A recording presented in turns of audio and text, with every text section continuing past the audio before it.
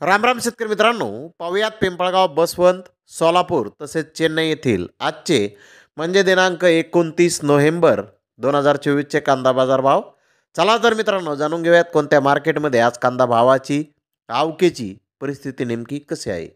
तर सुरुवात करूयात पिंपळगाव बसवंत येथून. पिंपळगाव बसवंत येथे 5,500 क्विंटल नवीन कांद्याची आवक आली होती.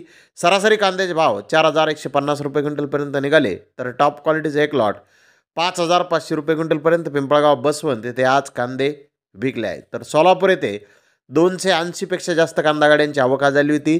डबल पत्ती नवीन सुपर कांदे 6,000 रुपयापासून 6,200 रुपये क्विंटलपर्यंत विकले. त्याखालोखाल एक नंबर प्रतीचे मोठे साईज कांदे 5,000 रुपयापासून 5,800 रुपये क्विंटलपर्यंत विकले.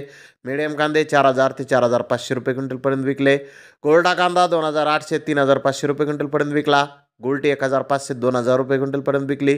तर जुना कांदा 7,000 रुपयापासून 8,000 रुपये क्विंटलपर्यंत आज सोलापूर येथे विकलेला आहे. तर सोलापूर येथे कांद्याचे भाव आज कमी झालेले आहेत. तर चेन्नई येथे आज 50 कांदा गाड्यांची आवक ही आलेली होती.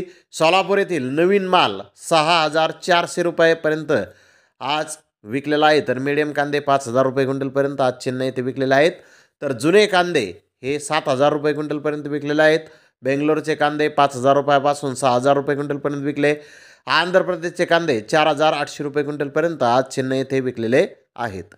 तर धन्यवाद मित्रांनो, आपण माझा व्हिडिओ शेवटपर्यंत पाहिल्याबद्दल. व्हिडिओ आवडल्यास लाईक करा, शेअर करा.